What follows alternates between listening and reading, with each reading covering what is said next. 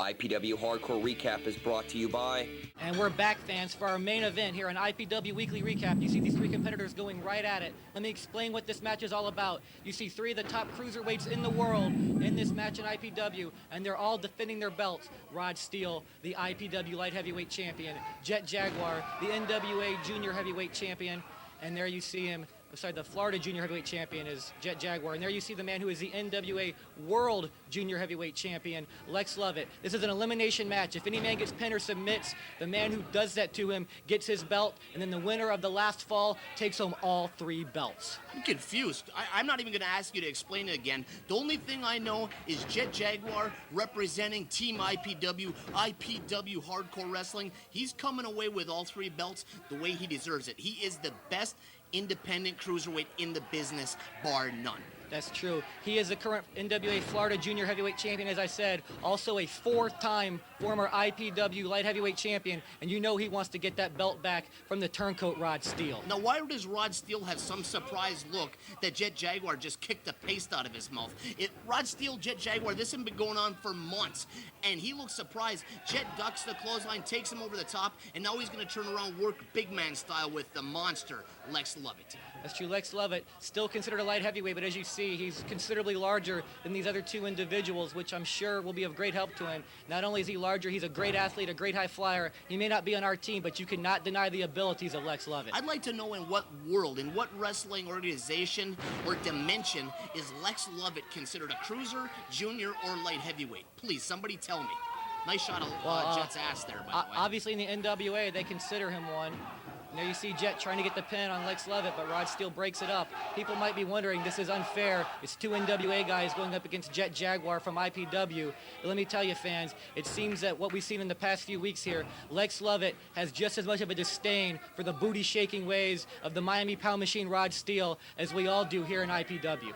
I don't know, the booty shaking, from what I understand, is very over with the young ladies. It's over with the All-American Jeff Peterson, the former IPW light heavyweight champion. That's the kind of talent that has come through IPW. Jeff Peterson, Jamie Noble, Tony Mamaluke, Jeremy Lopez, Reckless Youth, the list goes on and on and on. Lex Lovett, to be honest with you, there is no history with the NWA Junior World Heavyweight title. He's the beginning of their history. They should be latching onto that kid and riding that bus right into the sunset. That's true. He defeated Mike Thunder a few months back in Texas. Mike Thunder. Oh, okay. Nevertheless. Oh, there you see Rod Stel about taken out by his NWA teammate, if you will, Lex Lovett. And there Lex putting the boots to this guy. And here he comes over to the much smaller Jet Jaguar. And Lex Lovett suddenly dominating this match. You want to talk about wrestling imitating real life? Oh, my God. He almost killed himself on that spot. But you want to talk about mirroring society in real life. The NWA in the dressing room, behind the scenes, they can't stand each other, let alone feuding with us, and it sees it right in the middle of the ring. Lex Lovett, he can't get along with Rod Stel. The feud is supposed to be NWA versus IPW. These guys can't pull the knives out of their backs long enough to stick it in IPW's back. These guys are low scumbags that you can't trust. Look, there they are again, taking it right to each other. That's true. Let me tell you, Ron, people have said to me in the past few weeks, aren't you worried about what some of the NWA wrestlers might do to you, the way you and Ron Nemi have been talking about them lately? But I tell them, of course not. We come on at 2 in the morning. Nobody from the NWA can stay awake that long. The only thing that the NWA guys are on at 2 in the morning is the Blue Boy channel, starring in their own versions of gay porn. Vito DiNucci, Chris Nelson, Lex Lovett, and the rest of those stooges, they're traveling around working for a bunch of other third-rate promotions. The truth is, they got to have their anniversary show right here at the WrestlePlex, supposedly go down into the lower levels of wrestling society. I'm here to tell you that IPW saved the day because of our hatred and our need for bloodshed, and to end this angle, IPW has now got the War Games on their home turf. The NWA on October 13th is going to die a painful and miserable death. That's true, and I hear many NWA wrestlers telling everybody secretly that they're glad that for the first time in over a year, they get to wrestle in a building that has air conditioning. And in front of a crowd. Because the one thing about the WrestlePlex that you can always count on, we got the best insurance in Tampa, Florida. And what's that, Aaron? Best insurance. That's right, brother. All right, now that we're done with the obligatory promos, we see Jet Jaguar reeling outside the ring. I thought maybe he was going to start dancing or spewing his spit or something, like you've seen in his promo here last week. And there you see Rod Stel taking it to Lex Lovett. Rod Stel and Jet Jaguar, They can dance, they can sing, they can wrestle, they can do it all. But the filthy swine Jet Jaguar banned in strip joints, banned in Hooters, and banned in Wing House around the country, let alone Florida. He is the filthy swine, the original filthy swine, and he's taking it to these two gentlemen. And there he does it mass superstar style with the reverse neck breaker, just like Eddie Gilbert had done to him over 15 years ago on the floor of Madison Square Garden, ending his very young career.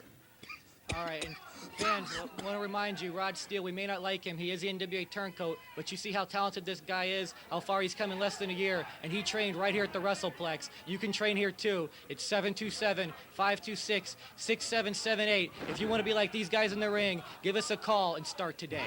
And if you're like Aaron Royal and you suffer from some of the most brutal itching hemorrhoids of all time, I urge you, please, what's the doctor's name, Aaron? Shut up, Ron. Okay. There you see Lex Lovett going for the pinfall attempt. That's called a no-sell, by the way. And there you see Lovett getting hit by Jet Jaguar, breaking up the pinfall attempt. I don't understand quite why these guys are doing this. It's an elimination match. It's not a best, first fall to a finish. You would think that they would want to get one guy out of there, but I guess maybe these guys want to prove that they can beat both of these guys by themselves. They don't want any question who the top cruiserweight in the state of Florida really is. Now, you hear of war veterans, you hear of heroes and cops and everybody else going through flashbacks. You look at Star Stevens with his hair looked like it was set on fire and put out with a rake. You see his eyes like a deer caught in the headlights. This is bringing him back to the unspeakable mud match in Puerto Rico. Tell him about it, Aaron. Well, our censors have told us that for safety precautions, we shouldn't talk about that match anymore, but we can talk about the Mud Baby Star Stevens all we want. Ron, do me a favor, talk like him again. I would love to. I'd love to, Aaron, but it scares me. This three-way, it brings me back to the mud. Forget it, the census says I can't, brother. All right, now you see Jet Jaguar taking over in the much larger Lex Lovett. Jet Jaguar, people underestimate him because of his size all the time, but he's a four-time former light heavyweight champion, a former member of 911 Incorporated, and from what I understand, you called him the filthy swine. He's actually the filthiest swine of them all. As I've actually heard, he gives you most of your material for your obscenity-laced promos. I've been known to have my obscenity-laced promos written for me by Jet Jaguar. Just like the voice of IPW, Shannon Rose, gives you any material that you're spewing out of your mouth that is actually somewhat interesting. It's a shame that you're Oh, wow. That's gotta hurt. Bam Bam Bigelow one time suffered a ruptured testicle at the hands of Austin Idol and Tommy Rich and Paulie Dangerously, and it led to the most brutal match inside of a cage where Tommy Rich was underneath the ring drinking all night, and the result was Jerry Lawler with a bald head, Tommy Rich puking in the corner, and Paulie Dangerously, from what I understand, defecated himself as Austin Idol cut one of the most historically rich promos in the history of wrestling. And that has been the history of Memphis wrestling with Ron Niemi. Beautiful blockbuster, or as he calls it, the Lex Splatter. There you go. Can you get the 3 count here? No, he can't. Rod Steele surprisingly gets that shoulder up. And let me tell you, everybody who knows anything about IPW knows that just the opposite is true about what you said about myself and Shannon Rose, so I don't need to elaborate any further. But the producers make me, so I'm going to tell you once again, you can catch Shannon Rose every Wednesday night on 10:40 a.m. from 7 to 8 p.m. for Pro Wrestling Weekly, and you can also check out his website for all the news from all around the wrestling world. That's ProWrestlingDaily.com. Once again, Pro Wrestling Daily, all one word, How much money is he paying you? For God's sake, all I was doing is trying to put the poor sap over, and if that means burying you in the process, it makes for good TV. But enough's enough. Time is money, Aaron. Well, he told me he's trying to hook up, so I'm just trying to take care of the guy. Absolutely. Now, you see the hatred for IPW and NWA in the ring with the Mud Baby Star Stevens just trying to keep some semblance of order. On October 13th, the Saturday night, the War Games. It's the Shane brothers, Scoot Andrews, the one and only Jet Jaguar, and Mike Sullivan against 5 other schmucks that the NWA decides to throw in the ring. It might be Pistol Pez Watley, Tyree Pride, Dr. Tom Pritchard, Wendell Cooley, and Missy Hyatt for all we know. Actually, I believe that was their first choice, but there was some problems with the transportation, so they're having to go with Plan B.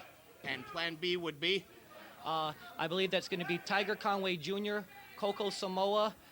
It's going to be Mike Davis as the American Dream, Dusty Rhodes, and the 2 masked jobbers from WCW Worldwide.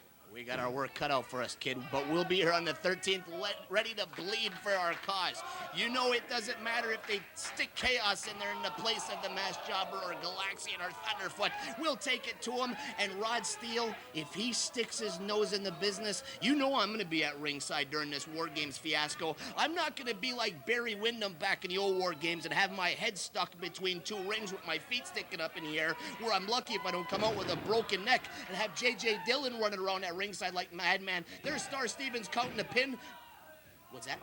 Was that good? It looked like it was a 3 count to me, but Star holds up 2 fingers. I think that's because of that awful boating accident that happened that got rid of his middle finger. We can talk about that another time. And there you see Lex Lovett taking the belt to both individuals. I guess Jet did get the pinfall there. I don't know what's going on here, Ronnie. Oh, here we go. Lex Lovett putting our guy on top of the NWA guy here. That's unusual. And that's the 5-time IPW, and let me reiterate, Cruiserweight champion now that it's been renamed. IPW is actually catching up with the times. That's true. IPW math, if you take a light heavyweight and a junior heavyweight and put them together, you then have a cruiserweight. And that's Jet Jaguar, the 5-time IPW Cruiserweight champion, and Lex Lovett parading around the ring like some NWA world champion bitch looking to take out Jet Jaguar. It makes me sick to my stomach that he would even hand Jet Jaguar the title, and then he gets on the ring thinking he's going to cut some promo, and there's the Shane brothers taking it together. Is this the reformation of 911 Incorporated that Ron Nemi's been working on behind the scenes? Is Jet Jaguar coming back into the fold there in Royal? I've heard many rumors, but you would know that better than anybody. Jet Jaguar certainly had most of his success as a member of 911 Incorporated. And there you see Buck Q bailing out of the ring once the Shane brothers hit. And the same with Lex Lovett. Those guys talk a big game. They want to hit us with belts. I tell you what, Ron, during that War Games match, I don't usually say this, but I hope to God that you come in with that Halliburton and take out each and every one of them. The Shane brothers and Jet Jaguar left, and you got a multiple champion in Jet Jaguar, and he's there, and Rod Steele, a man without a country, stuck in the corner, and the Shanes and Jet don't care about it. That's true, and there you see, that's a very familiar sight, reminiscent of old days 911 Incorporated. I tell you what, Ron, it's great to see Jet Jaguar holding that belt again, now a double champion. And fans, we're going to be here each and every week on UPN 44. Florida Junior Heavyweight Champion,